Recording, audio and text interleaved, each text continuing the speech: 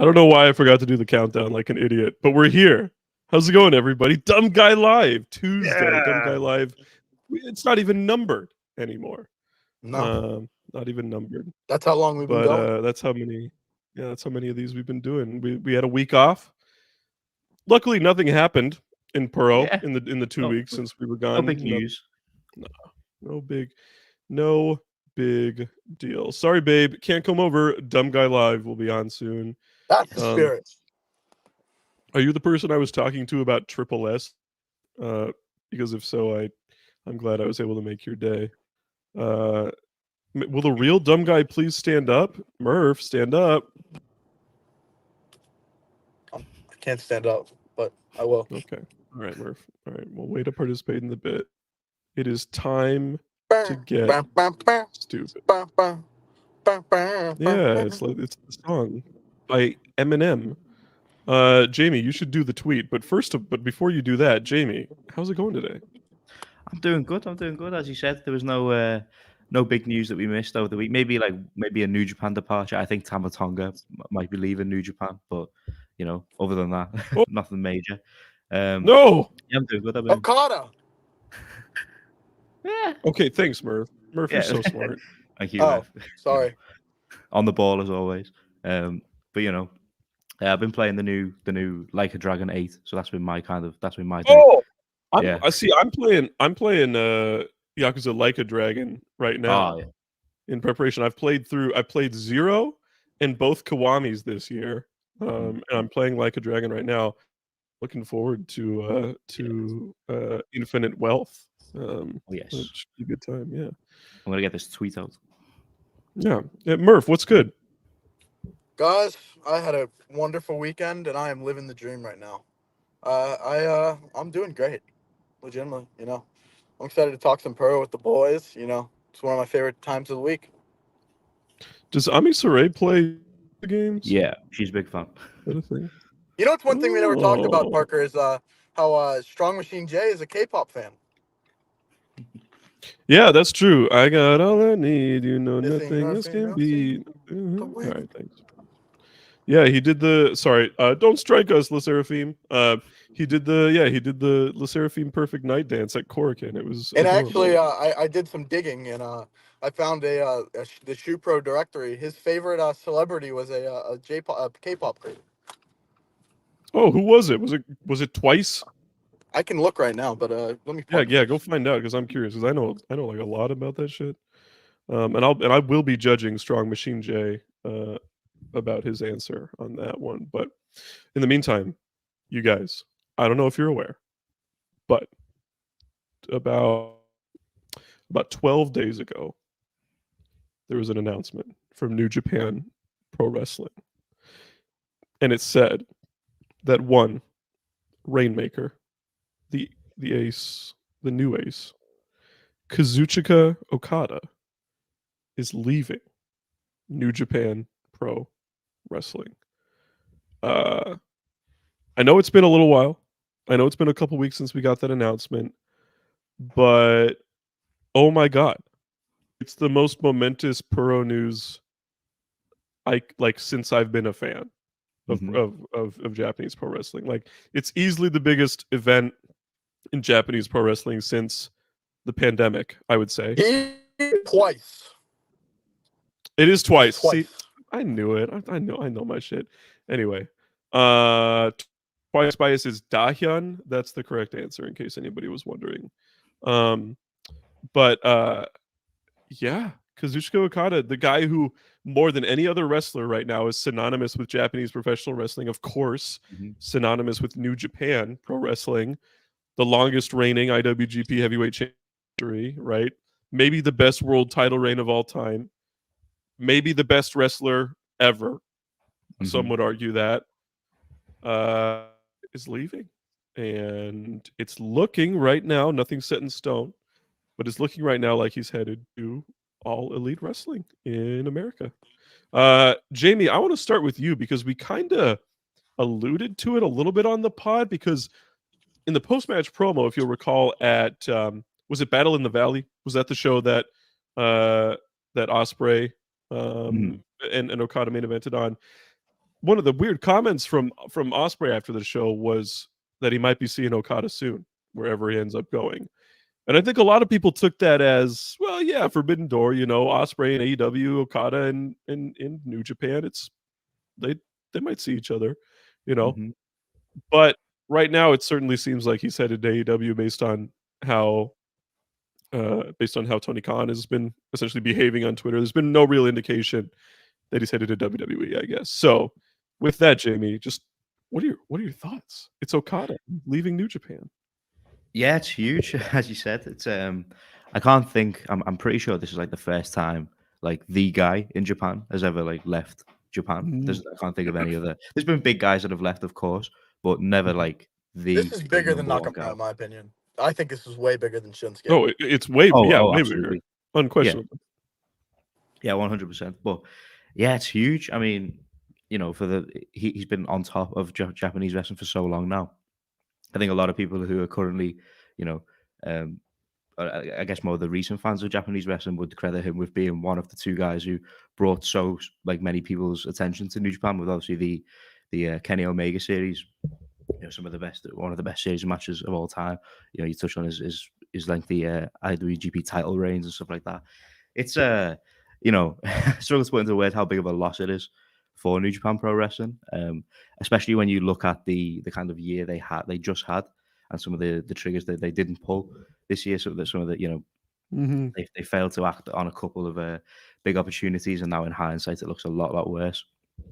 But yeah, so it's big. They've got a huge void to fill. Luckily, I think they do have a lot of the pieces ready to kind of make the best go of that. But again, it would have been a lot easier if they'd kind of been prepped for it. I don't think anyone was anticipating. I don't think many people were anticipating him leaving to start with. But in this kind of manner, where it's kind of it's like, right, I'm leaving next month, and they don't really have too long to kind of deal with that. They obviously had to change a lot of the new beginning tours. Obviously, we're going to get the Tanahashi match. But in terms of where he's going to go, a lot of the reporters, initially suggested he was undecided. Now, like as Parker said, the signs are kind of pointing towards AEW, which makes sense. I think if anyone was to guess, if someone told you that Okada was leaving, I think the best bet would have been on AEW from the start. I mean, Tony Khan's already kind of invested. It's a similar case to Ospreay. He's already invested a lot into him with his when he's been over there in terms of like doing TV and obviously Forbidden Door. And we know what Tony Khan's like. When he's already done that, he's willing to go big with the financial offers. He's not afraid of going against WWE with that. And of course, you'd imagine that Tony Khan would be more willing to be a bit more lenient with Okada on where he's going to stay. Whereas WWE, you'd assume they'd want him to move over there full time, right? That's another similar point to the Will Ospreay thing. But yeah, it's it's huge. It's going to be very, very interesting to see how it all plays out. How New Japan manager, where he ends up, and how he's going to be presented on American television. I think him in AEW means he'll probably very much not feel exactly the same, but he'll be presented in a similar manner. If he went to WWE, I do not know how that would look. And there's kind of like a weird curiosity to it, but it's not something I'm kind of hoping for at all. But yeah, I don't know. It's a big one. Murph. I have a prediction. I have a very big prediction. There's one thing I disagree with. I think that the people saying that Okada, if he goes to AEW, he will 100% live in Japan. I'm going to be real with you. I disagree. My guess is I think Okada will move to the west coast of the United States, California, to give, flexibility. He'll probably keep a place in Japan. But I think, this is my opinion, I think Okada's, no pun intended, all in. I think Okada is going to be a weekly member of the show. Maybe he'll be, 3 weeks out of a month. Maybe he'll have a week off every month. But I don't think Okada is coming in as a Brock Lesnar, as some people, and not Brock Lesnar. And I don't mean the other way. I mean, he's a special attraction. I don't think that's how it's going to be. I think Okada is going to be a very important part of this AEW show, because if you're paying this guy, let's say $5-6 million, this guy is going to be a essential member of the show. And he has the character, his English is good. He's shown that he has good English, but you see, even if he didn't know a lick of English, He has the aura. He has the charisma. He is going to do just fine on American television. And I'll say this. I think Okada's best place to be is New Japan Pro Wrestling, and a part of me is very sad that he's going to be that he's leaving New Japan Pro Wrestling, as I think he fits so well in that promotion. But you see, Okada's not going to put any of these new boys up. You know, he's not putting these guys over. Okada wants to be on top still. So I think this is a great move for both parties. I'm very, very, very excited for Okada to be a member of All Elite Wrestling. Yeah, it's probably going to be really bad, huh? It's probably gonna suck, right? You know, I mean, it's not a joke. It's probably gonna be bad, but Yeah. I mean, it sucks. I think he's one of the greatest wrestlers, and he's leaving one of the best promotions, and he's maybe the biggest reason why it's one of the best promotions. And yeah, it's just I think James about it, and we'll start about the immediate stuff. We'll start there, and then maybe we can get into like a bit of a retrospective on his New Japan career, right? His whole career to this point, easily the biggest turning point in his career, obviously. But I think Jamie was pretty prescient when he talked about the booking in New Japan over the last was just patient to a fault.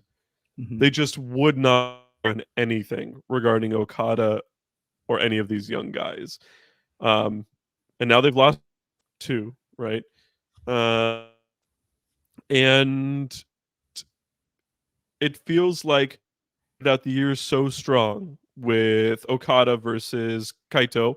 They had that incredible tag match in the DQ in the post match, and then of course the singles match, the Wrestle Kingdom like post show essentially. And then early in the year it was Okada and Tanahashi feuding with Shota Umino and Ren Narita, which was a great little storyline too.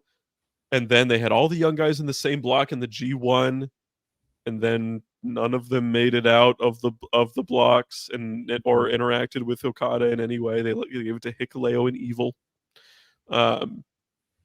And Okada just never wrestled these guys. He just never was against them. He never.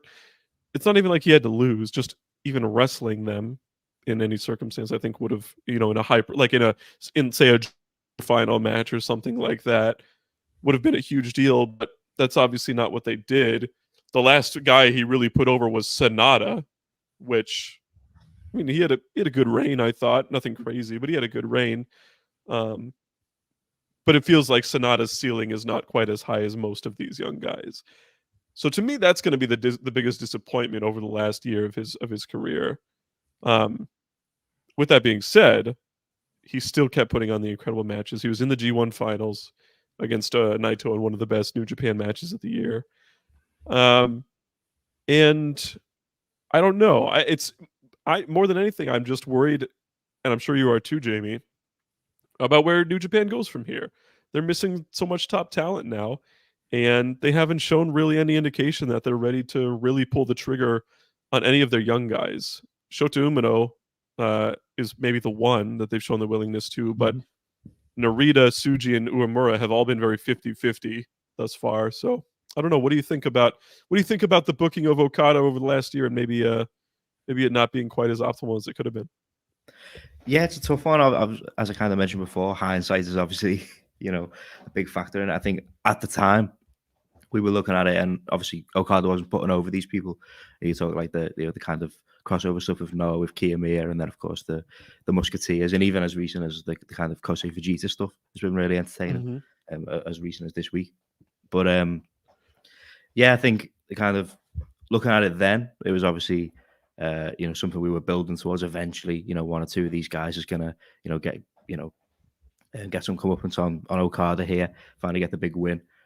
Now, and obviously that's not going to happen unless they book something very, very quickly. So looking back on it, yeah, they definitely took way too long. They because they must have known that this contract thing was coming up, and obviously not a lot.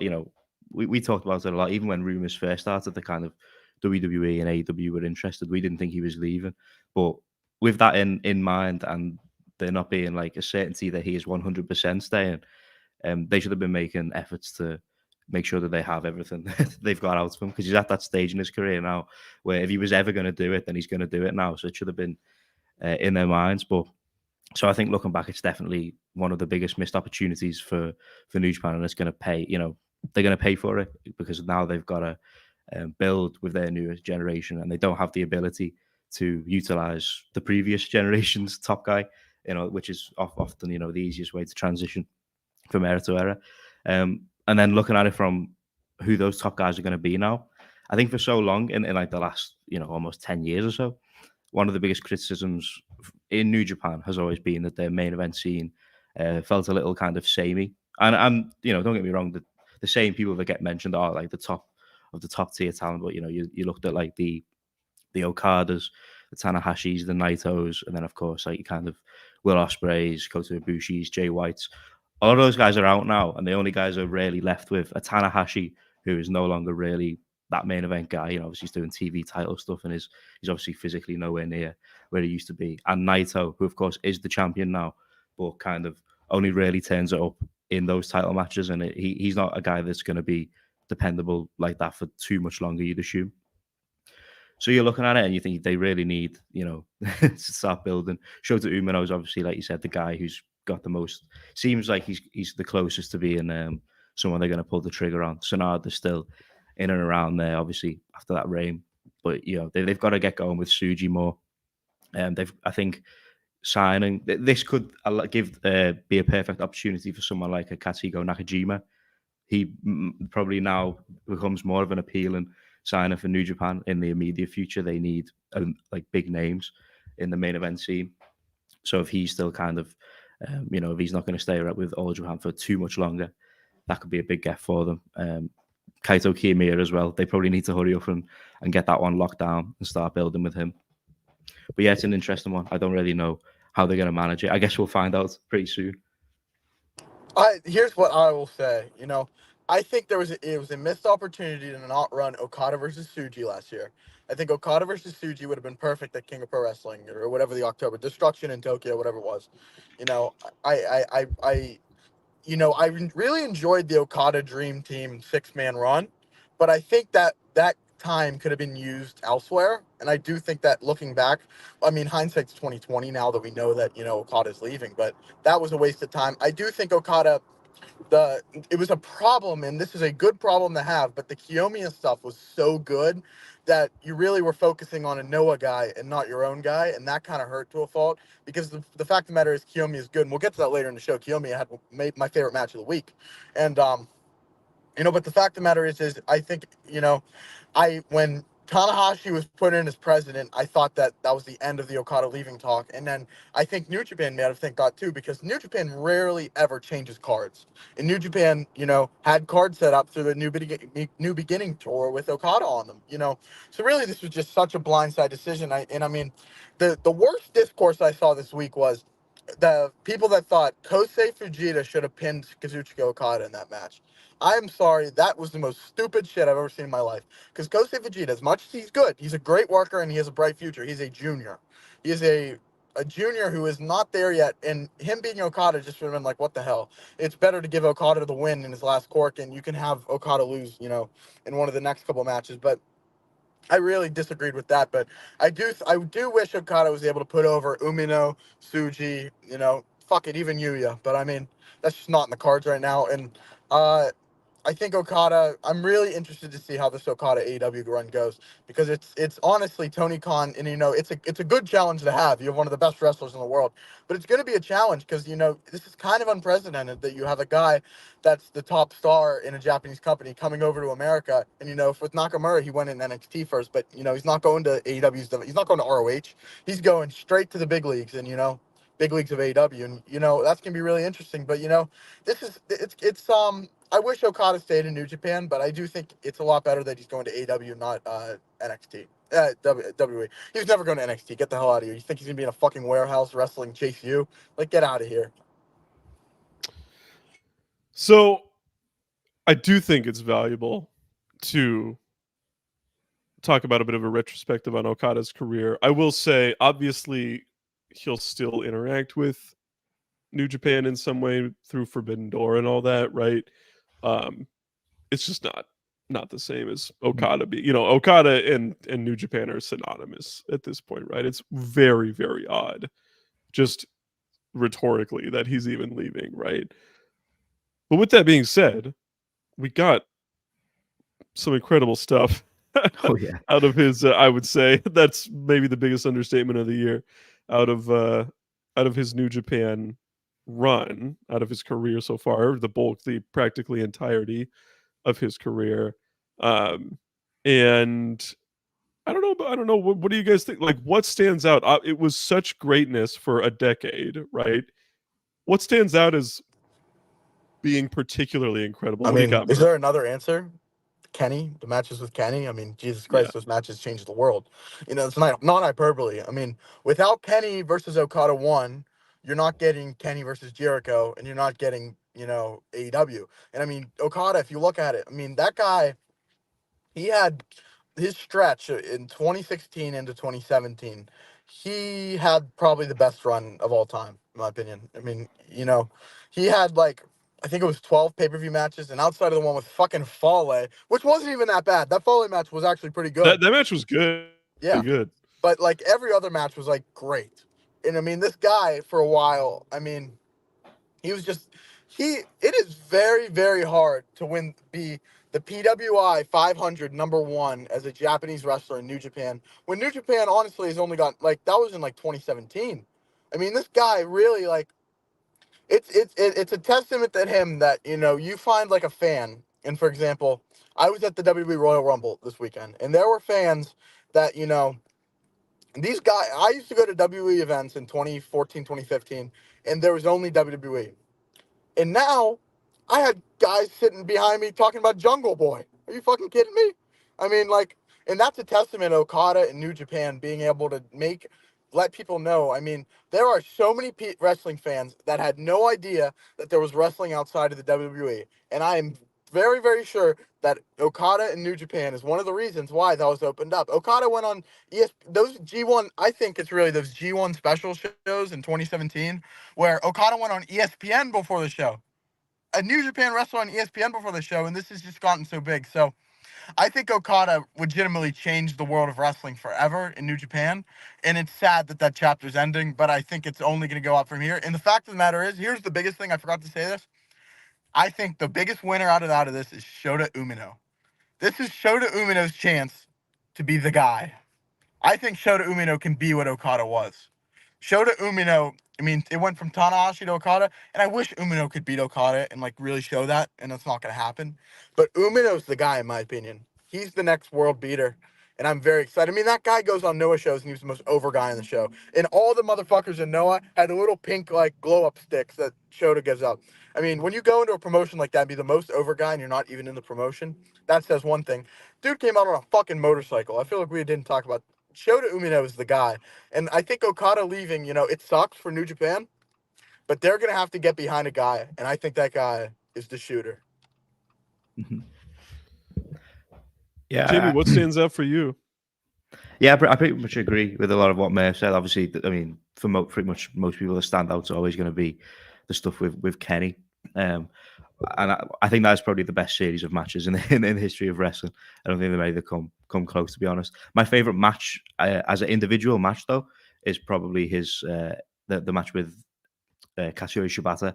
Obviously, the aftermath of it is what it is, but as a match, it's felt things during that I've never felt in another wrestling match. It was so unbelievably physical, and but it just as Kazuchika Okada, his importance in New Japan Pro Wrestling. I think I can't remember who said it in the Respirus group chat, but as most recent as this year's Wrestle Kingdom when he came out for the match against Bryan Danielson, someone described it as the greatest man to ever live versus God, and that's what Okada felt like. I think that was Kwame. Yeah, and I love that so much. I think that describing Kazuchika Okada as God, I think, is probably the best way to describe him in New Japan Pro Wrestling in terms of how he's felt there. I mean, him at Wrestle Kingdom, he pretty much is Wrestle Kingdom at this point. You go to Wrestle Kingdom, and 95% of the time, the Okada match is the thing that's the big intrigue. He's almost always the main event. And if not, then he's usually the best match. He makes a point to make himself the main event there. But I mean, yeah, there's so many things, like, the way he came in and just instantly made himself a huge deal after, kind of what was his TNA run. He's his Okada. importance to the company can't really be kind of understated. It's going to be a tremendous loss, and there's so many things to list off. But there's the stuff we kind of talked about there. I think those are the best bits. But we could be here for a while. Yeah, I'm surprised I haven't seen anybody make jokes about how the current AEW World Champion is Samoa Joe, and it's his old heavy That's some long-term Okada storytelling. coming in. Yeah, that's long-term storytelling, folks. Dixie Carter always wins. For me, obviously the Kenny matches, but really just that entire title reign is just what I remember the most from Okada. I mean, just if you go match by match, wins it from Naito in a weird match at Dominion 2016. Weirdly, one of the weaker matches of the reign. But then his first defense is Marufuji, which people forget. That was an excellent match. And then just this 3-match run of Omega, Suzuki, and Shibata, all three going around 40 minutes. He has a shockingly great match against Fale. Then, of course, the 60-minute draw against Omega. The first great Cody match ever, in my opinion. And that was really the match that put Cody on the map as like an actual force to be reckoned with on the indies. I would say the actual weakest match of the reign for me was the Evil match. Oh yeah, I remember that. And out too much for me. But then Naito Wrestle Kingdom 12, which you were at, right, Murph? Yes, I was. The Sonata match which was the best match of Sonata's career to that point. Saber match, which was the matchup that put Saber on the map as like a weight in that whole New Japan Cup run, was what put him on the map as a big time heavyweight. And then the Tanahashi match, which is, they've had obviously an incredible series. This is one of the best matches between the two. The Dontaku one, that's my favorite ever, actually. That's my favorite Okada Tanahashi. See, I mean, like, Dontaku. And that's saying something. I mean, they've had unbelievable matchups against each other. And then finally, of course, what a lot of people have is maybe the greatest wrestling match of all time, the no 2 out of 3 falls match at Dominion in 2018. I mean, that reign is just going through it is just preposterous. And of course, that doesn't even include the 2 years of G1s that we got within that reign as well. I mean, he's just the reign he had the next year. The reign he had the next year was great too. Yeah, he had a great reign the next year. Well, and then there was when he lost the title, he completely changed his character and kind of lost his mind, right? And Balloons. Had a great. I mean, he was the one who put Jay White on the map too. I mean, Jay White was the. Yeah. Jay White was I mean, he nobody bought him as like the guy, when he went against Tanahashi, and then when he beat Omega for the US title, like nobody really bought into him until he feuded with until he started feuding with Okada at in that, and then of course leaving Chaos and all that. So I mean, we could, like you said, James, all day talking about the greatness of Okada. Speaking of, I have a couple super chats. 499 from Kazuchika himself. I am Dumb Guy Live. I am NXT. I don't really.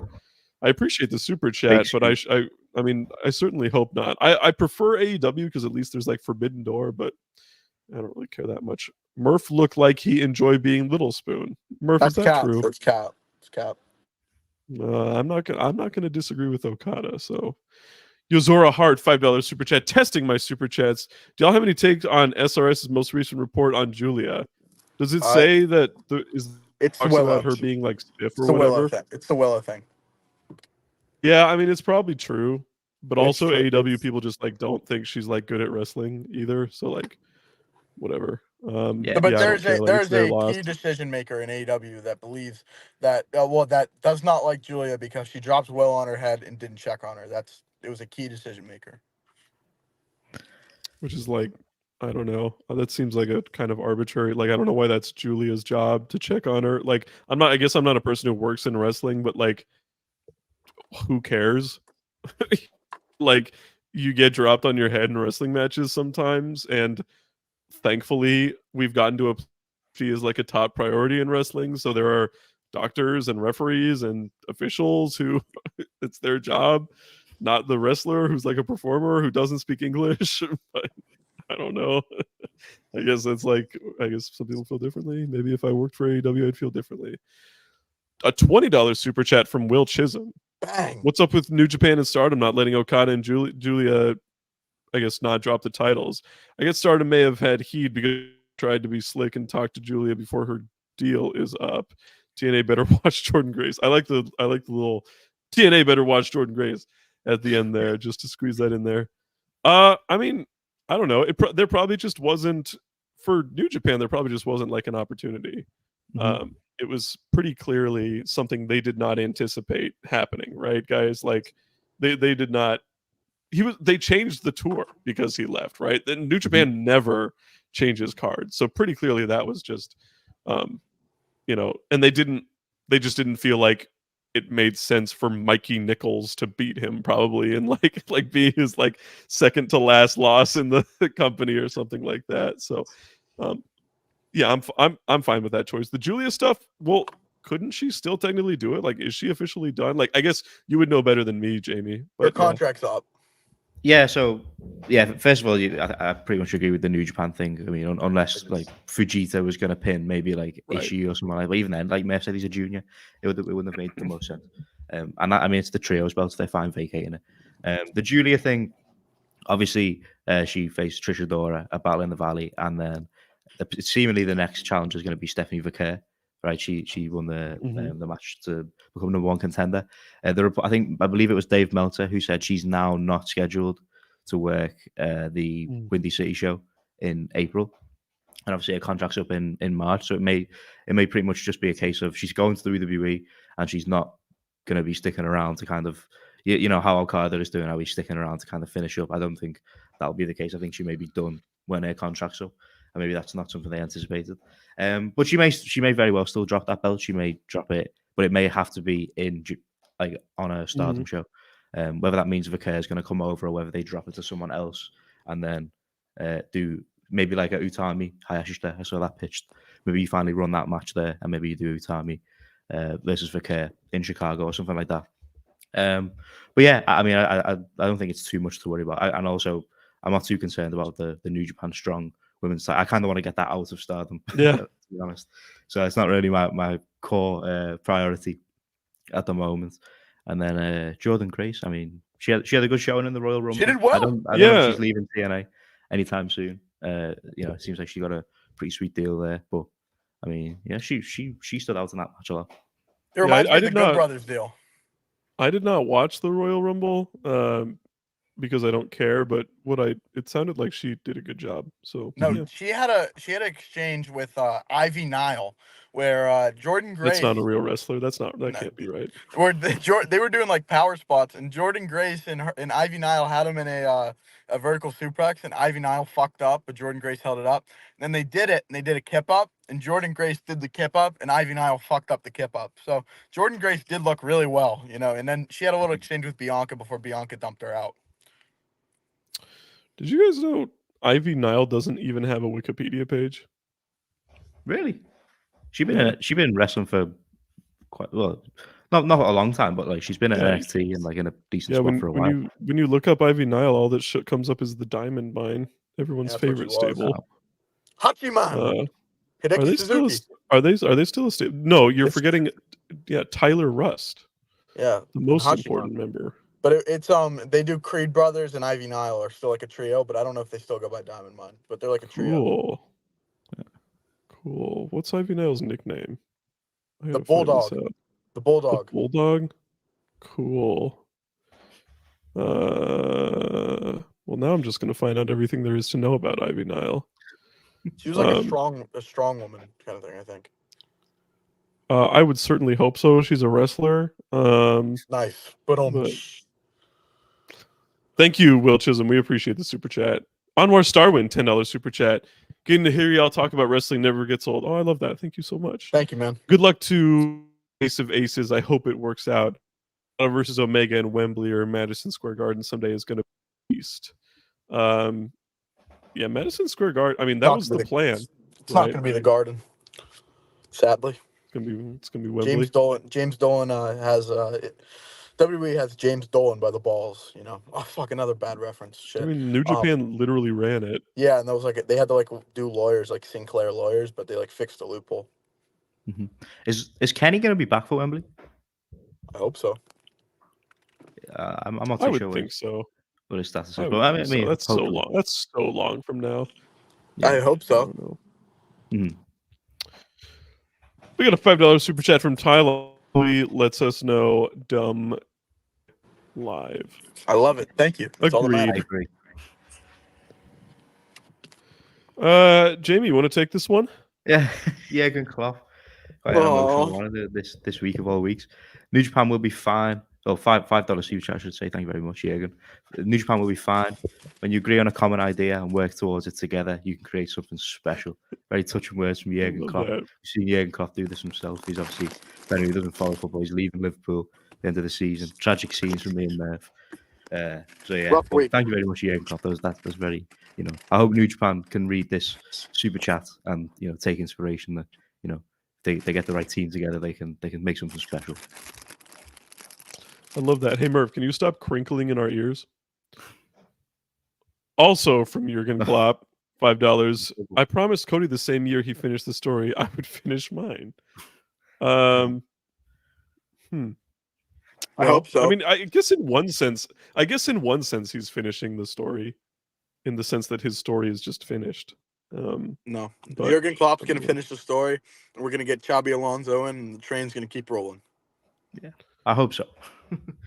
That'll be good. We got to win everything this year, though. I'll believe it when I see it. Is this pesos? Kale, 20 pesos, I think. Correct me if I'm wrong. Pesos.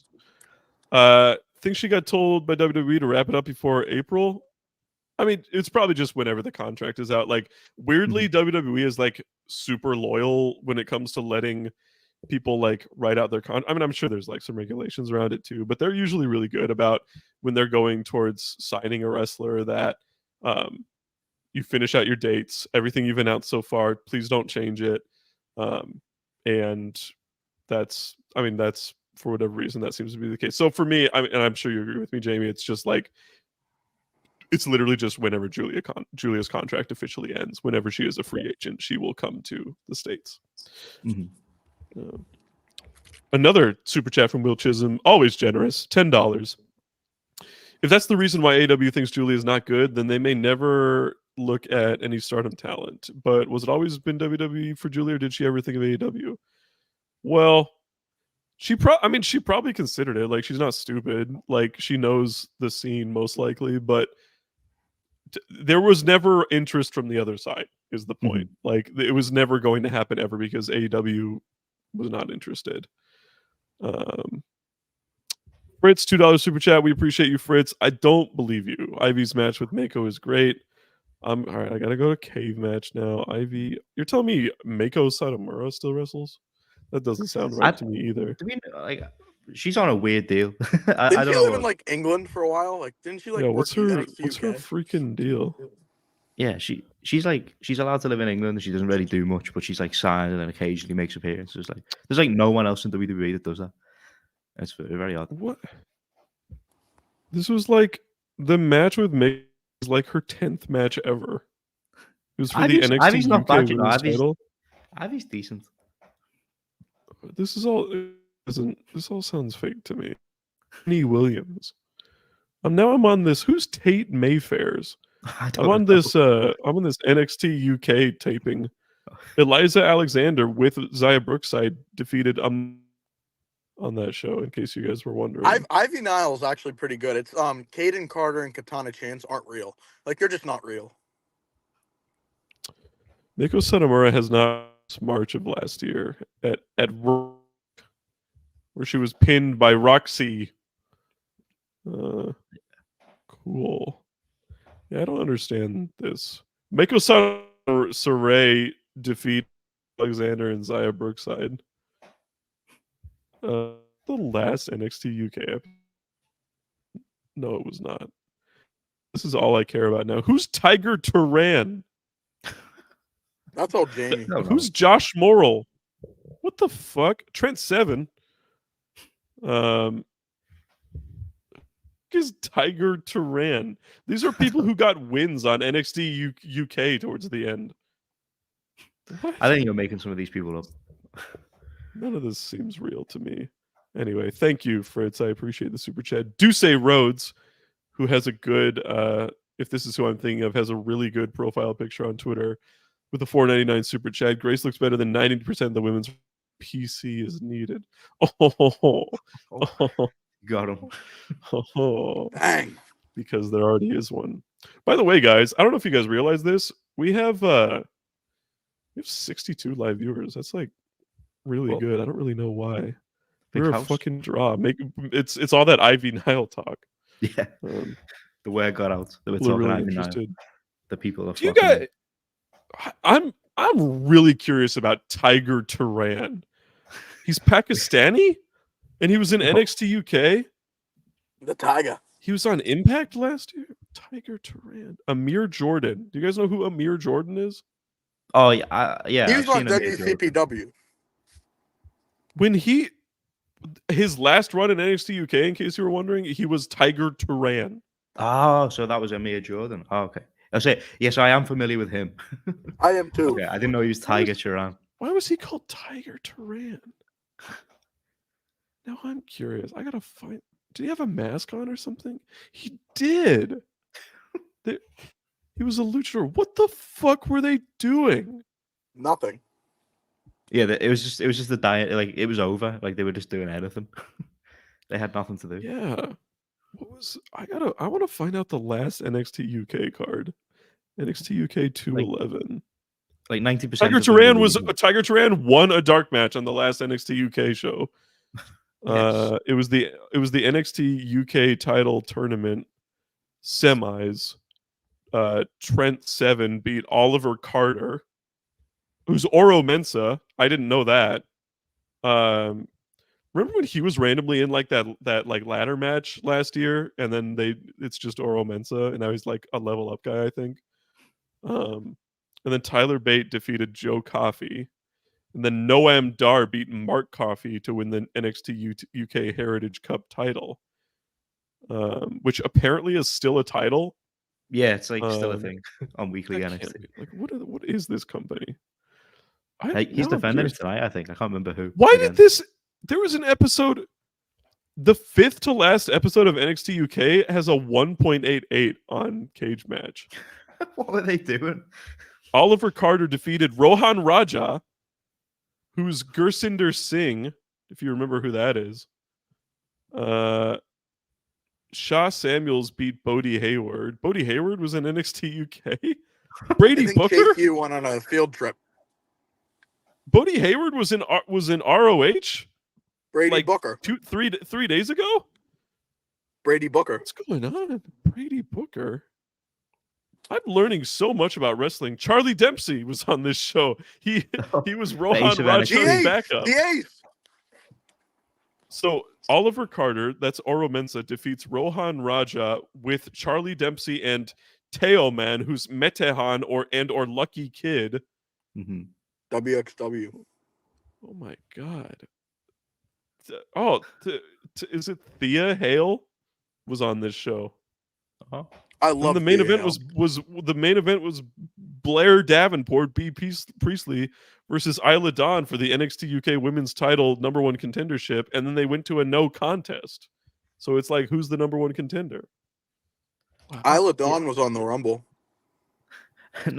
Now that you mention these shows, I am remembering that they did start sending like America NXT people to NXT UK, but like in the dying era of I remember when Saray went. Why were they? Magic. Were they trying to pop Magical Saray?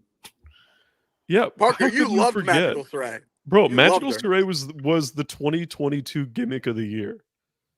It was the best shit of all time. We have lost no viewers talking about this, by the way. Let's keep this train rolling. Yeah, I'm so intrigued. The people love it. Because the reason I'm able to find it on Nigel McGuinness's commentary career. David Carter and really feuded with these three dudes.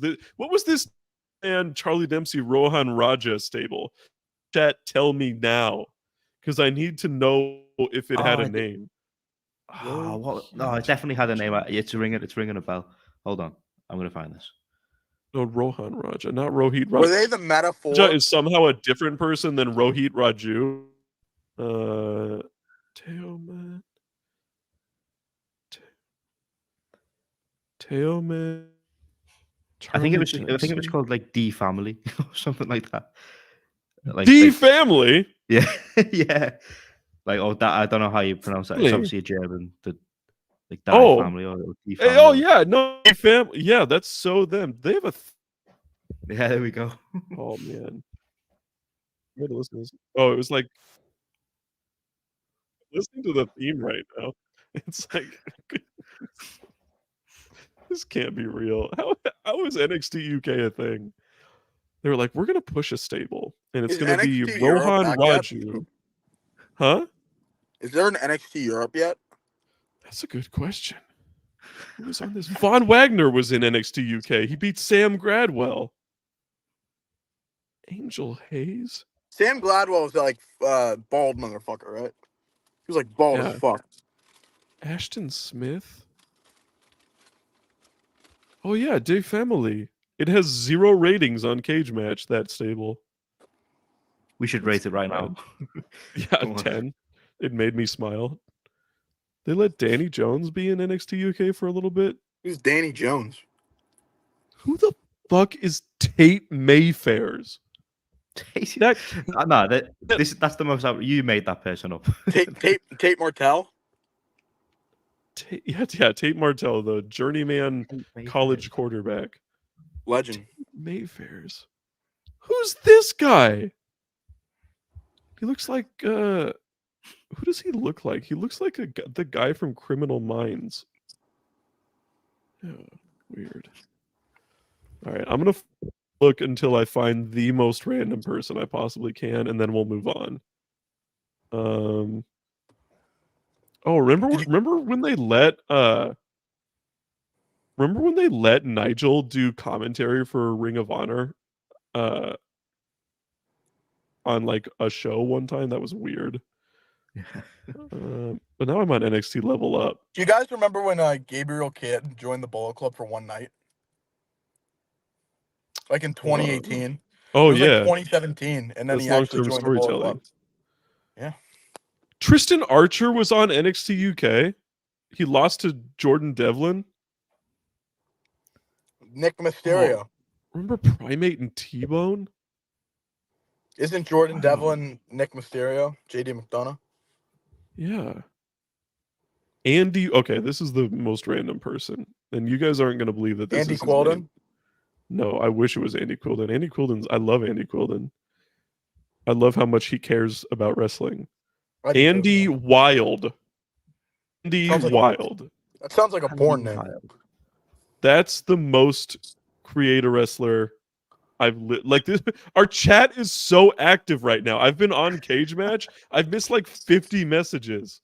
We should do a cage match, like a segment every week. A cage match segment. I want to. The rabbit hole. This is so much better than NXT. Yeah. Which is on right now. Yeah. I mean, bring it back. The people have they figured out who attacked Carmelo? Attacked Trick yet? Yeah. Who attacked Trick, Jamie? Oh, I don't think we know yet. I think because Carmelo still hasn't. It's obviously Carmelo, right? But he still hasn't turned on. I left. We did that segment before I left for a month. I left Orlando for a month, and that was like 3 weeks ago. It's been like 8 weeks. Yeah. I think he's gonna turn on him this weekend. It's Vengeance Day this weekend. Bro, is this? It's Vengeance Day, because the name of the show. Oh. Trick's facing Ilya, and people think Trick's gonna win, but Carmelo's gonna turn on him. Yeah. Trick's gotta win, dog. Whoop that Trick. Yeah. Whoop that I Trick. like it. Huh? All right. What the fuck is this? Andy Wild. How do we become the Brit Rest podcast? How did this happen? How do we become the? We got Liverpool fans on this show. Scout's not English. Stop myself. I can't stop myself from clicking on NXT UK. Like, oh my god. Okay, Do the you guys names are remember starting. what was her name? Zoe something. Fuck, Zoe Lucas, former Stardom Gaijin. Yeah, Zoe Lucas, Yeah. Chardonnay, Tyson T-Bone, Tyson T-Bone. and Jack Stars. Did you know Drilla Maloney was in the OG NXT UK tournament? Drilla Maloney was in it. What? Yes. The driller. The drill? What happened? He like lost in the first round. It was like in 2017. Oh man, do you remember Los Federales Santos Jr.? No. The fat guy? He was like this huge fat guy. You remember Who was a JB, Don't you interrupt me probably when know I'm this. talking about Santos Jr. He was like this huge fat who wore a mask in NXT UK, and he teamed with who did he team with? Who was the British luchador? Well, hold on. The one with the horns. El Ligero. He's Yeah. Oh, yeah, he's canceled. Oh, okay. That's the the, thing with these guys. Who was the guy? There was another guy whose last name was Dunn, like Pete Dunn, at the same time as Pete Dunn in Brit Damien. Rev. The Is Chief it Damien Deputy Dunn? Chief Deputy Dunn. Yeah, Chief Deputy Dunn, otherwise known as No Fun Dunn, was he would team with Los Federales Santos Jr. And they Remember, were the anti-fun. They were the Pastor anti-fun William Ever? police. Pastor William Ever. Pastor William Ever. Wow, the moment the pandemic hit, Los Federales Santos Jr. stopped wrestling. He has not wrestled since March 2020. His last match was. This is a crazy match to be your last match. Los Federales Santos Jr. and Chief Deputy Dunn, the anti-fun police, and Shigehiro Irie against Kid Lycos 2, Kyle Fletcher, and Shota Umino. What the fuck? That's unreal. The last match of his career. Oh my god. That's unreal. Imagine telling your grandkids you finished your career against the ace of New Japan, bro. That was a good. Wow. Okay. Now I'm thinking about the Thunder Bastard tag series in Progress Wrestling. Okay. We have a $2 super chat from Fritz that says that the Heritage Cup bangs too. No, So. because it's adjacent to UWF rules, and that makes it bad. Sucks. Chi-Town Spurs $2 super chat. Jamie, thoughts on AFCON? Oh, I love AFCON. I've been Who's your loving it. favorite team? Is it Senegal? No, they're out actually. They went out. Oh no! They lost yesterday. Yeah, they went out to Ivory Coast on penalties. I picked a random African country. I didn't know anything It's about so it. good. It's like the most fun tournament ever because it's like unserious. Like it's literally just for like the love of the game. You're telling me they lost to Cote d'Ivoire? Yeah, they're the hosts. Dude, Cape Verde. Yeah, I'm rooting for Cape Verde. Cape Verde? Yeah, because they have no star players, but they're just a good unit. It's just like Portuguese. It's like guys that like immigrated to Portugal because like they speak Portuguese there, and like I'm rooting for Cape Verde because Egypt without Salah, I don't care, and the Moroccans. Hakimi missed a penalty today. I think the Moroccans lost. Really? Oh, they were big favorites going in. I don't know. I saw Hakimi missed the penalty, and all the jokes were about his mother. We got okay. So we got it's gonna be all right. So yeah, Morocco lost. Morocco lost to South Africa. Yeah, here's I got the in front of me. Don't worry, and I will be watching. We've got Nigeria and Angola. I will be supporting Nigeria. We got Cape Verde and South Africa.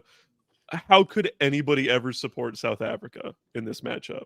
You have to go Cape Verde here, right? 100%. We got Mali and the Ivory Coast. I mean, it'd be sick if the hometown team, especially with the scheduling issues that happened last summer. But then they were worried about the Cote d'Ivoire weather, so they had to postpone it to this year. So I go Ivory Coast. Gotta go Ivory Coast. And then you got Congo versus Guinea. Now I got to be honest, I don't know shit about Guinea. I do know a little bit about Guinea for Nabi lad. I'm gonna go with Congo because I actually know some like Congolese, I think, immigrants. So I'm gonna go for them. But I'm all in on. I think I'm all. You know what? No, I'm supporting Congo. The rest. I'm going Cape Verde, and if Cape Verde loses, I'll win for Nigeria. Yeah, I'm in on Cape Verde. Ivory Coast as the host. They have a very funny story because they lost their last game in pretty embarrassing fashion in the groups, and they finished third. They sacked their manager, and then they got through as one of the best third place teams. So now they just have like a caretaker manager, but like they're in the quarterfinals of AFCON.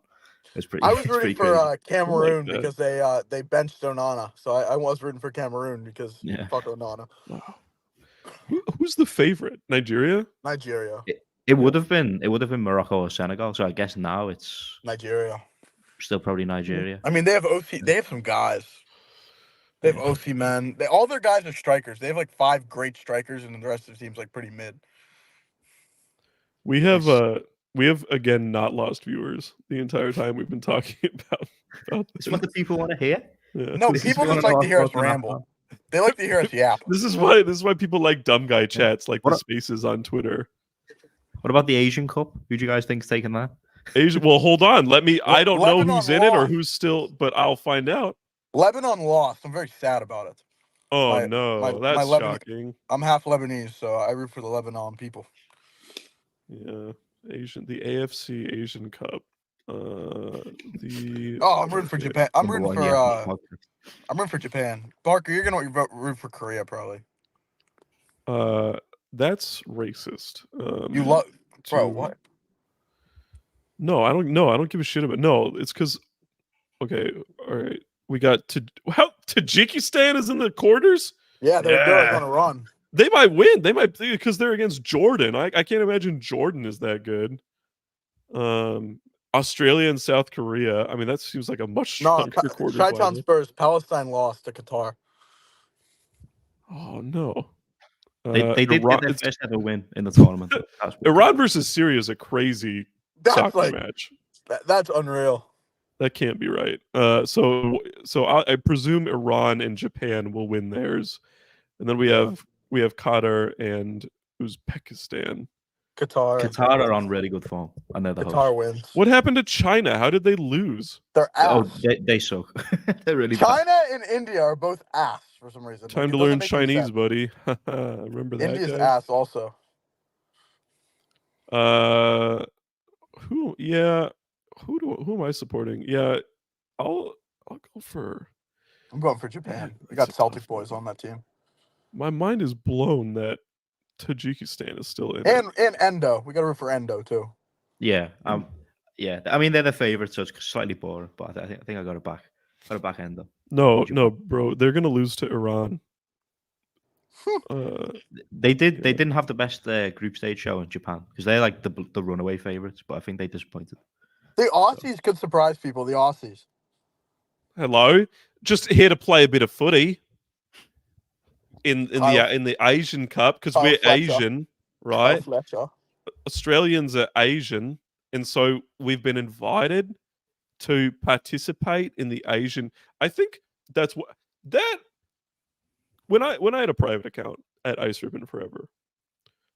My last tweet before I got suspended was me imitating Buddy Murphy in I remember an that. Australian accent. Jordan, I was like, Jordan Pursuit "Hello, got that and thought, I'm "Fuck no." I'm Buddy Murphy." And it's just so stupid. I think got if, reported Parker, by I think Jordan you can get it back. I honestly think you can get that account back. I don't think I can because the email address I used for it was like a throwaway, and so I don't think I can access it, unfortunately. Which is okay. I don't need it. If they brought back circles, I could still do that. That's whatever. I don't need anymore, as I'm sure you guys. Damn. About Stardom Pro Wrestling. Yeah. I You can do that. I tell you what, I had the card open, and no, what I've done. Oh, I've got it right here. So, and shame on you getting us back to this, but there's a Stardom pay-per-view this weekend. We're gonna get Micah defending the World Championship. It's gonna be in Osaka. Defend Kamatani. Really fun, fresh matchup. I'm really looking forward to it. Obviously, doesn't feel like any real shot at a title change here. Maybe you think differently, Jamie, but I think this should be a lot of fun. It's a big test for Mike.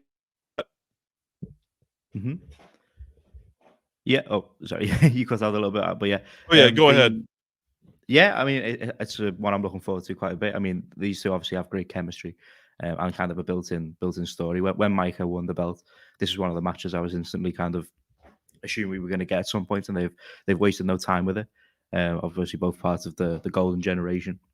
I think looking at kind of the history of the last few red belt reigns, this feels like something to circle. I think Stardom often like to have the eventual kind of next champion. They often like to have them unsuccessfully challenged pretty early on, and I think this could be one of those cases. So I don't think Saya is winning here. I think it should be an excellent match, as I said. But I think Mike will win, but Kamatani may be the one who eventually beats her down the line, maybe at like a Dream Queendom at the end of this year. But I think it should be a great match. Yeah, looking forward to this one quite a bit. We lost Murph Burner, unfortunately. I'm looking forward to this one quite a bit. I'm just really looking forward to this Micah reign. I think it should be a lot of fun.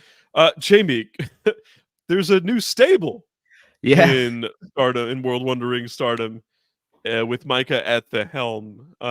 Walk us through this little stable. Walk us, I should say, through this little stable here. What's it like?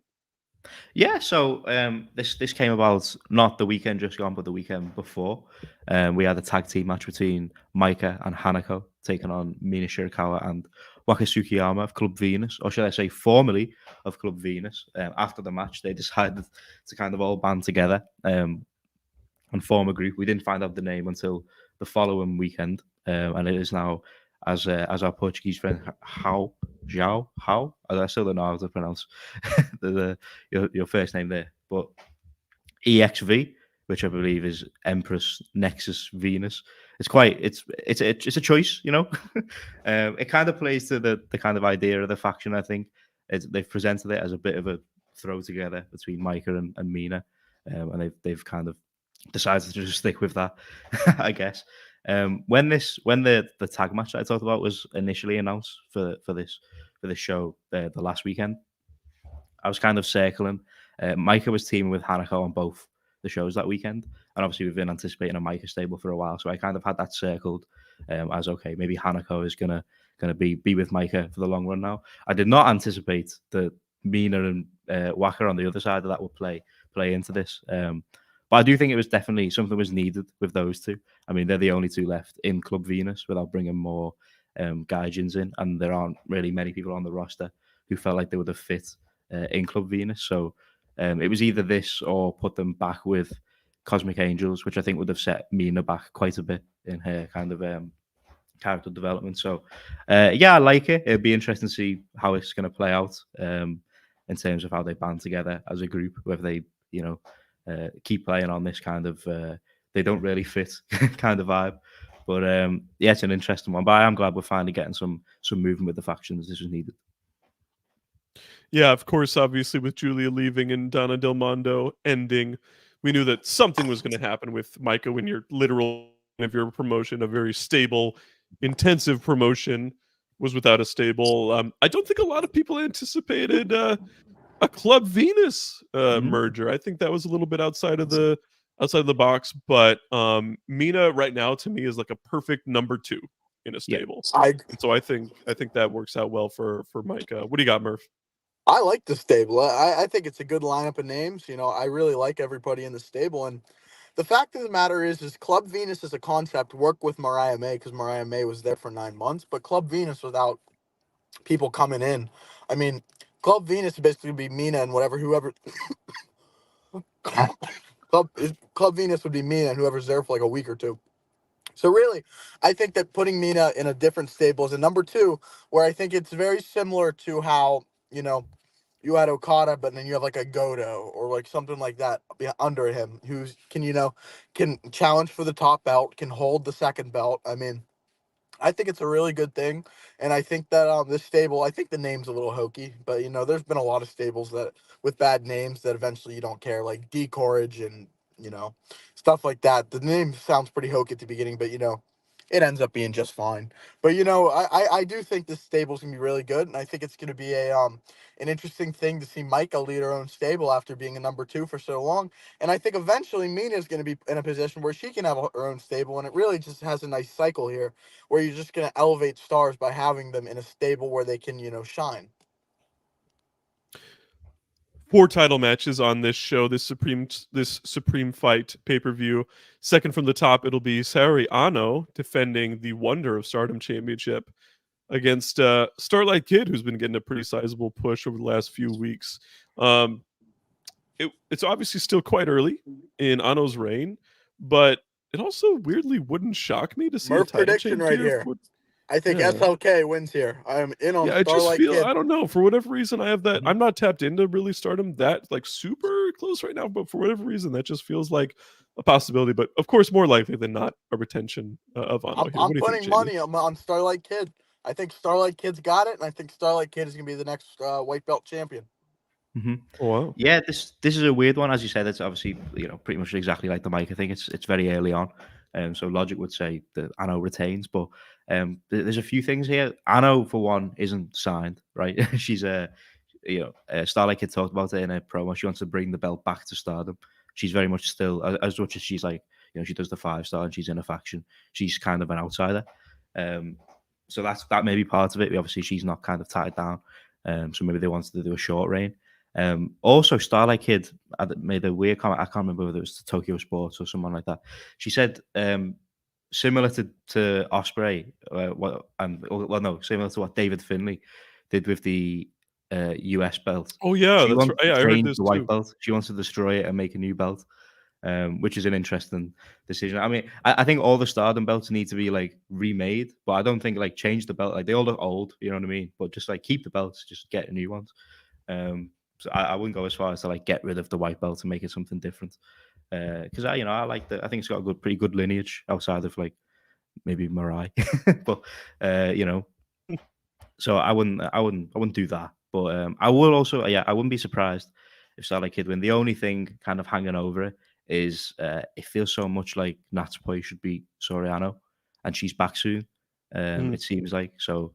I feel like they're gonna keep the belt on Ano and then get to a Natsupoi title win pretty quickly. But I still think it'll be a short reign for Ano, but just maybe this will be slightly too early. We have a high-speed title match. Mei Sarah will defend against Hazuki. And to me, this is a big deal because this is the biggest name for this title in a long. Maybe say that Starlight Kid challenging for it, but I'd put Hazuki and Starlight Kid on pretty comparable level. And then past that, I mean, it's like, but that was before Natsupoi was a big, a really big push. So this is a big match for this. And I don't know. There was no title at stake here.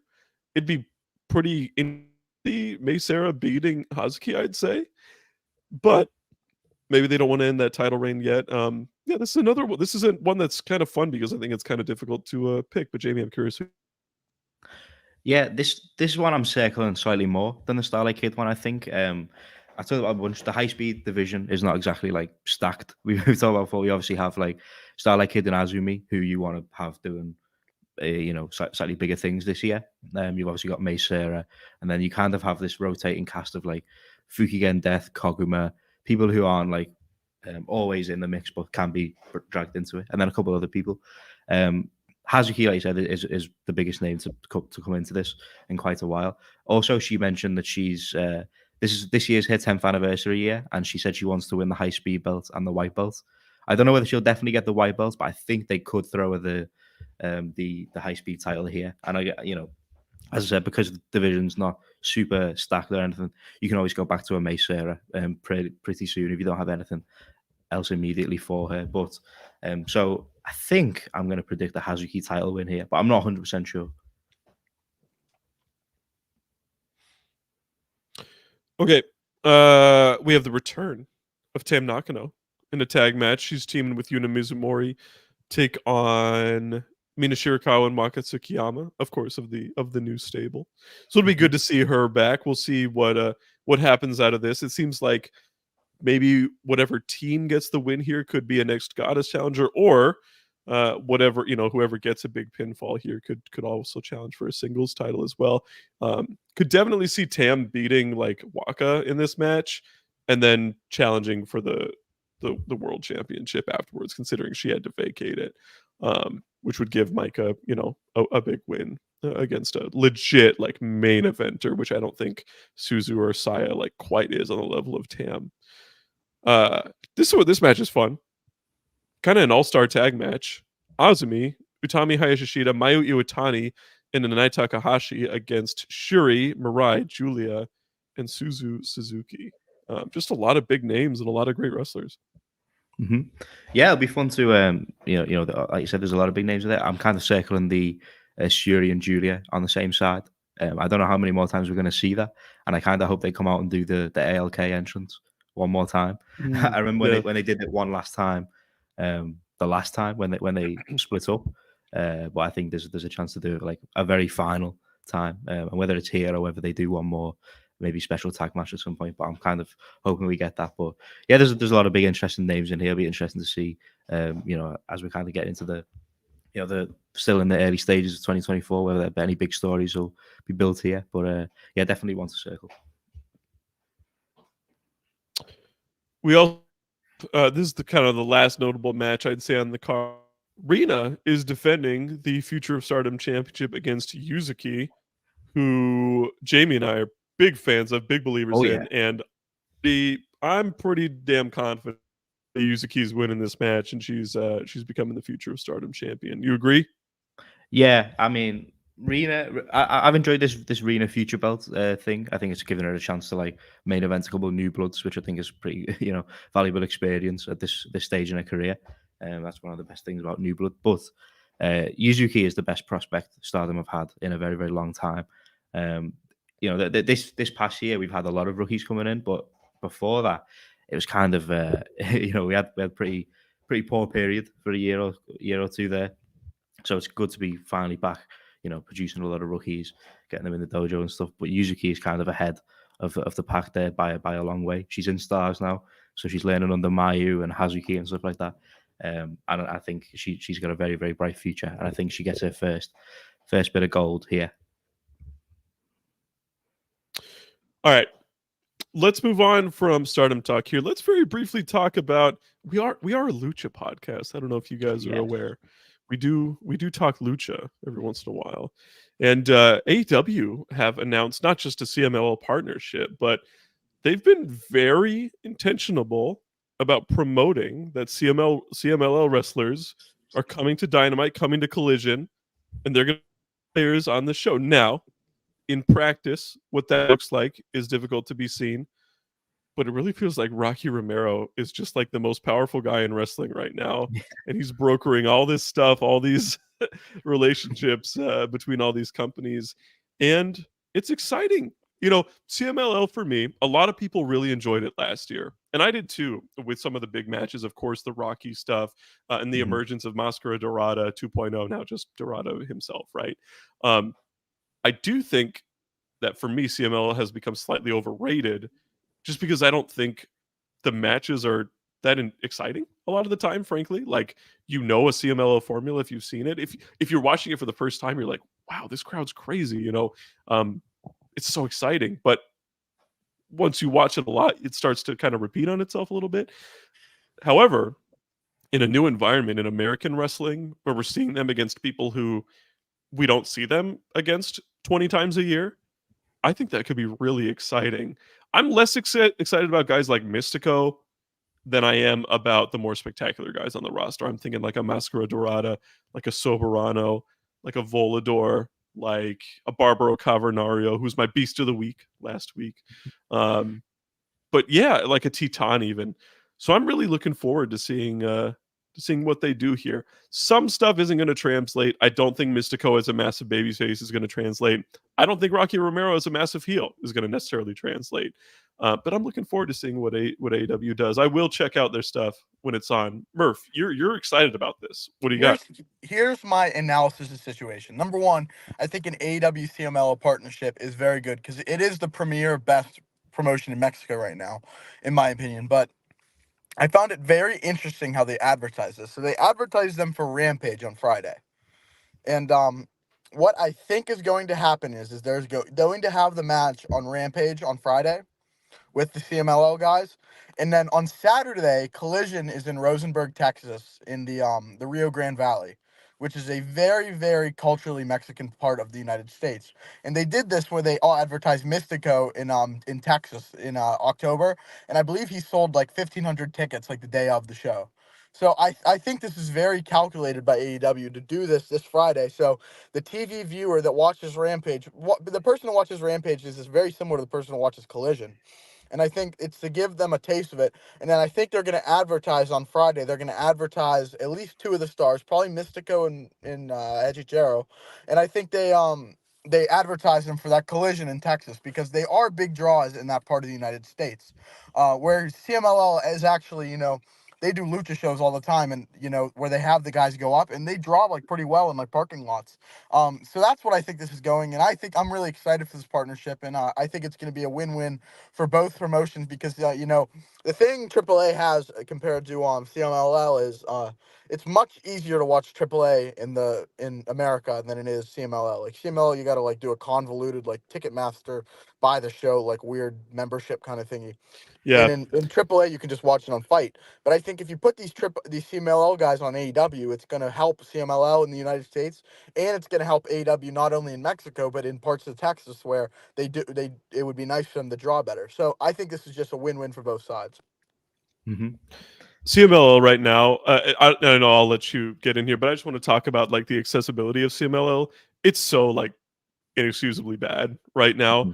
They announced the streaming like which is like their fourth attempt at a streaming service in like the last 2 years. And it's like $27 a month to watch Viernes live, right? Like that's stupid.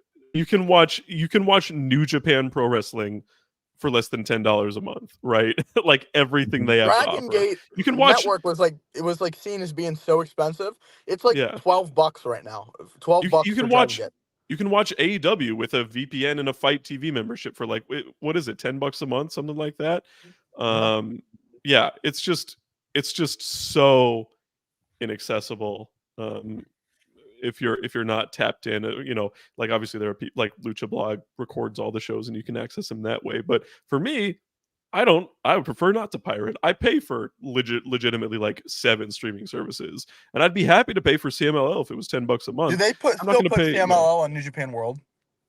No, they haven't 'Cause done that in a long that's time. how I used to watch it when I was more tapped in. Is Yeah, I'd watch Viernes all the time. I'd do VPN and watch Viernes on New Japan World.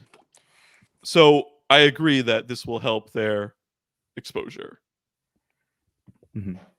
Yeah, I want to kind of jump off one of Merv's points. He mentioned it's a win-win for both promotions. I want to expand on it and say it's a win-win for 3 promotions.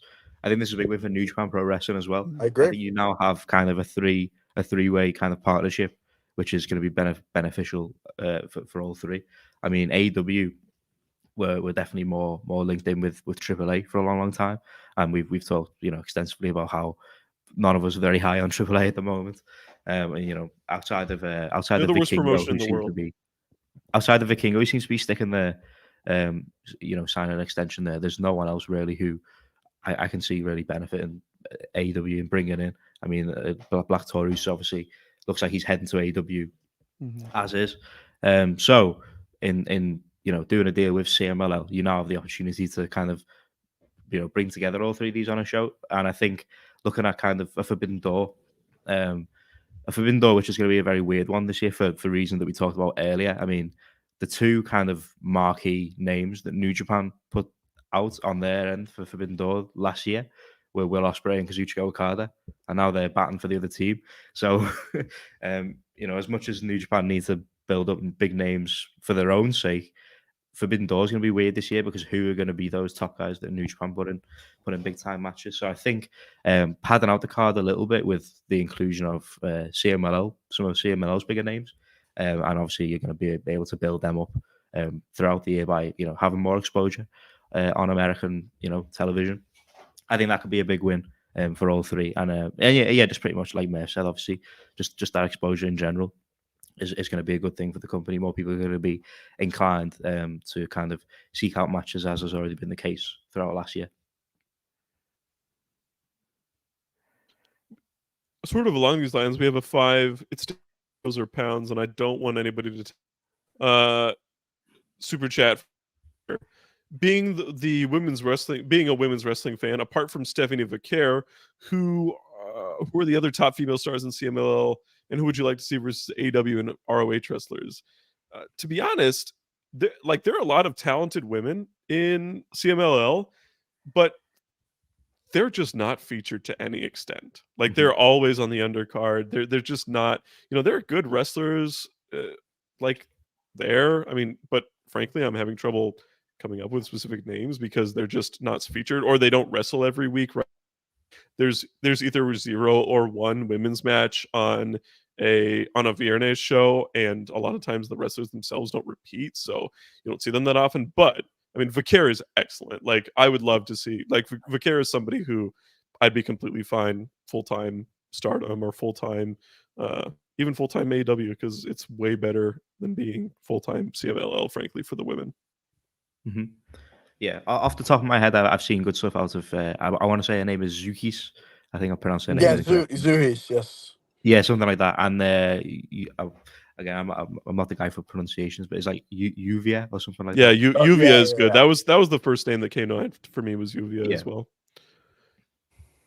But yeah, I appreciate the super chat. But yeah, thanks, unfortunately, there's just not that much. Appreciate it, Darren.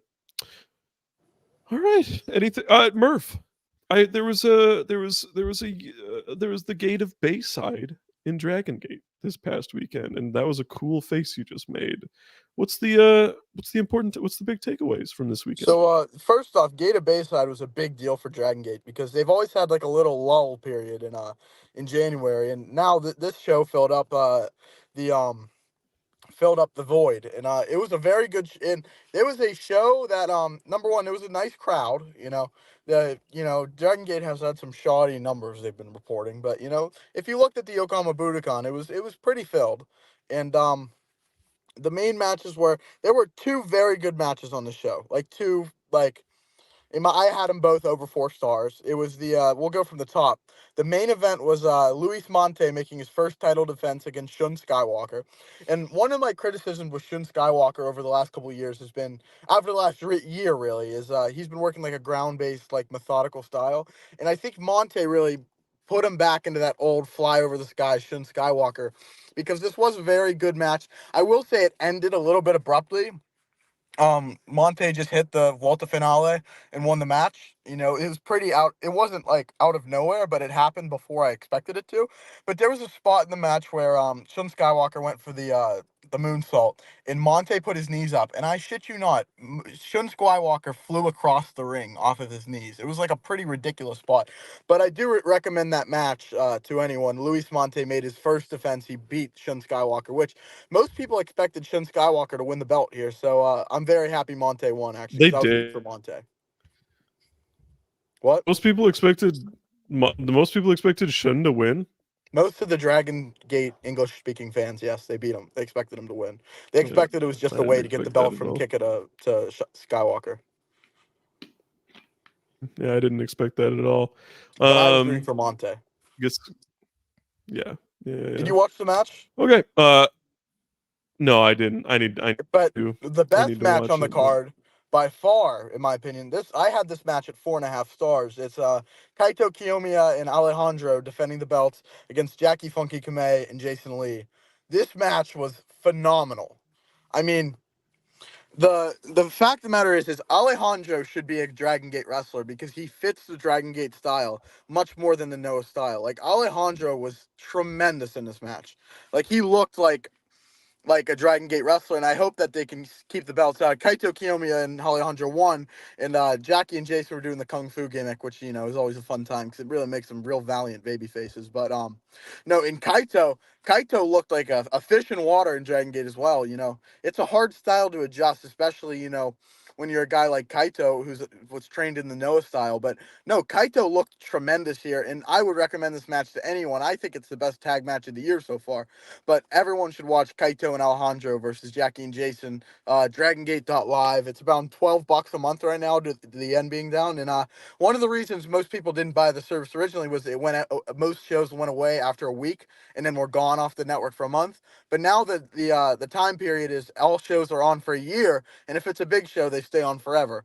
So if you're a Dragon Gate fan, I would definitely, if you're a pro fan, I would definitely tune into those two matches of the show. And they also announced that the Rey de Parejas, the Dragon Gate Tag Team Tournament, is back again this year, which I'm a big fan of because I really enjoyed last year's tournament. I thought it was the bright spot of Dragon Gate's year. So if you're interested in Dragon Gate, it's a great time to get in. I would wait until February 1st because it's the first of the month, and you can really get the most bang out of your buck. But Dragon Gate has really had a nice return to form so far in the latter stages of 2023 and now beginning in 2024.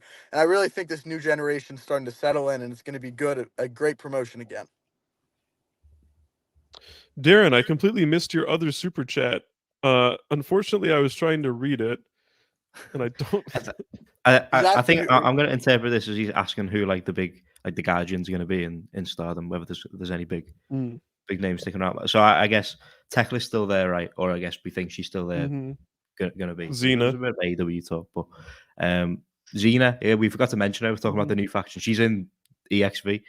She's back. That's an interesting one. I mean, she didn't stick around for too long the first time, but I think one of her last matches before she left, she had a really good match with Shuri, and then she left pretty soon after. So she showed like glimpses of potential and then left. So hopefully she's going to be sticking around. I didn't realize she's in a relationship with Daga, and Daga's sticking around in Noah, it seems. So maybe she's going to be in Japan for the long run this time. But yeah, hopefully we see some development there. All right, okay, guys. I think it's that time. Oh yeah. And my beast now, my beast of the week is not going to be Tiger Turan or whatever the hell his name was. But in that time, it's the beast of the week. It's the beast, and yeah. It's that time, folks. Jamie, kick us off as always. Okay. Well, as you just mentioned, you joked about Tiger Turan there. I want to start by asking, do we have any leading candidates for collective beast of the week? Because I have an idea that I think might pop people in the live chat. I think the collective beast of the week should just be NXT UK. For that's good. I like that. Yeah. Its general existence and latter stage NXT UK. Are we putting Tiger Turan in the Hall of Beasts, or is that too premature? Tiger? It should just be Tiger Turan. Yeah, Tiger Turan's the beast of the collective. Okay, we'll go with him. All right, but that's good. That was a good suggestion, Turan, Jamie. Yeah, that's good. Collective beast of the week. That's good. I forgot to find a picture of him in the mask and stuff now. So my actual beast of the week. Anyone who's familiar with Wrestle Purist lore will know that there is one member of Wrestle Purist in particular who has been flinching on the timeline quite a lot recently. And obviously, this Saturday at the Royal Rumble, Cody Rhodes won the Royal Rumble for the second time in a row, which all but confirms that he will be finishing the story. He will be finishing the story at WrestleMania 40, barring a late scale on Raw where he faced off with Seth Rollins. Now in the public, Ibu of Wrestle Purist has been very much the public face of the Cody Rhodes. You guys like my new hat? Look at my new hat. Oh yeah, cool. So he's been very publicly concerned about this. However, he's not the only one who's been very concerned. I just don't show it, right? Because I see the abuse he gets online. I see the abuse he gets in the Wrestle Purist chat, and I decided to not express my Cody concern. However, I was also flinching. So when Cody Rhodes won the Royal Rumble, I was very, very excited. I'm hoping he is going to finish the story. And so for that reason, he has to be my beast of the week, because I celebrated that like Liverpool had won a big trophy when Cody Rhodes won that Royal Rumble. And we may be beating the Rock allegations. For me, I didn't watch a ton of wrestling this weekend. We're in the middle of a New Japan tour, right? So there's like out here and there, but crazy, right? There was a big DDT show from Korakuen Hall this weekend. I love a DDT Korakuen because the crowd's always really good, and also they brought back one Konosuke Takeshita for this show, who completely beat the shit out of Joy, just like he did at the start of the year. Like 10 minutes. It was a short match in the semi-main of a DDT Korakuen, and he's just like, he's unbelievable. He is like, when Takeshita does shit to wrestlers, it's like, oh god, dude, like you've got to chill, man. It's just the best. So to Konosuke Takeshita is my beast of the week for his brutalization of Naruki Doi at Korakuen. Murph. Okay. We see there was a comment, and Andrew, you know, it went through my mind, but I'm not doing it. I'm not doing it. You know, there have been some haters on your boy's name the last couple of days, so you know I can't be doing any more of that kind of stuff.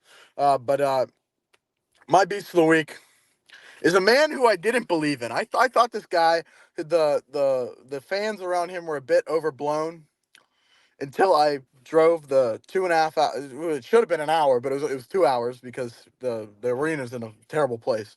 Up to Tropicana Field in St. Petersburg, Florida, and I saw this man make his entrance, and it felt like a party in there. This guy felt like a party, you know. This guy's entrance, and then he went in the match and he had the way it started was it was very heated. My beast of the week is main event Jey Uso. I didn't believe in this guy, but I was in there going, it's just me, Uso. Day one, it's just me. Oh my god. And then Jimmy came out, and like the whole place was like, oh, Jimmy. Dude, I was like, shit, you WWE fans, I don't blame you now. This is fun. It's fun to be a WWE fan, you know? And, you know, I didn't know the yeet lore and the no yeet lore. So the nice fellas around me were explaining it to me, how they go yeet and no yeet. And I was popped by it. Same with Tom and Nick Mysterio. I had no idea about that shit, too. But, you know, my beast of the week, main event, Jey Uso. You could tell that he was the babyface because he wore blue, and his brother was the heel because he wore red. Yeah. Storytelling 101. That was good. Triple that was good H, Booker of the storytelling. Year. The Royal Rumble, the Men's Royal Rumble, made me fall asleep. I fell asleep in the middle of it. You said you didn't watch it. Yeah, that was all I watched. I was like, oh, I guess I'll check out the Men's Rumble, and then I saw the Usos come out, and then it got to like Omos. No, it wasn't Omos. I felt really bad for Andrade because no one gave a shit. It was like he came out and no one fucking cared. Like, boo. Yeah, well, it's WWE fans. Sammy Guevara forever. Yeah. Anyway, thank you guys for listening to the show. We had good viewership, which I didn't really anticipate this week. I hope you enjoyed the Okada talk. I hope you enjoyed the NXT UK talk. That was fun. That was good. The AFCON talk, the Asia Cup talk. That was yeah. AFCON. I was trying. I couldn't even remember. I was like, AFCON. what was the other thing? Yeah, that's what Jamie just said. I said Asian Cup. I didn't hear the other one. Dude. Yeah. So, well, all right. No, we appreciate all of you. Thank you so much for the super chats. We love you.